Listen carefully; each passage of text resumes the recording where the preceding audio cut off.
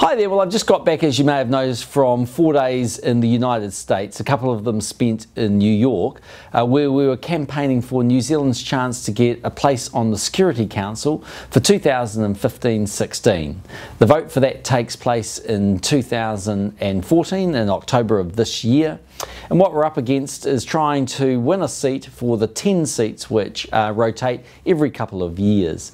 And our pool is Spain and Turkey, so there are only 2 positions and obviously 3 countries trying out for that.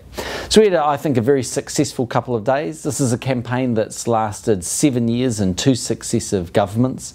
If you're wondering why New Zealand would want to have a place on the Security Council, well, very simply, we have a very legitimate voice, a good position to add. We have independent foreign policy. We were last on the council 20 years ago in 1993 to 1994, and in that time we did some tremendous work for the people of Rwanda and Somalia. So in my view, New Zealand should be taking its place on the Security Council, and we'll be working very hard right up until the final day of that vote to see if New Zealand can be successful.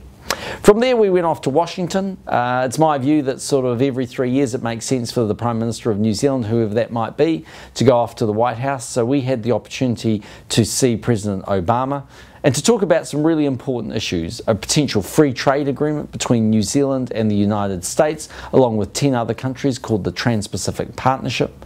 On the economic modelling we've seen, that's worth over $2 billion to the New Zealand economy. So that's more about jobs and security and the future of our country.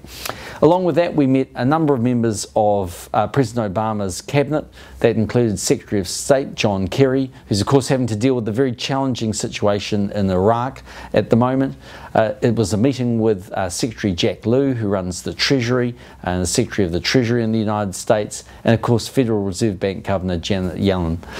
There were many other meetings along the way, but what I can say is that New Zealand's relationship with the United States is in top-notch condition. I think that we are working very effectively across so many different areas. This is a very historic relationship, and one that we are working very hard to make sure is in that tip-top condition.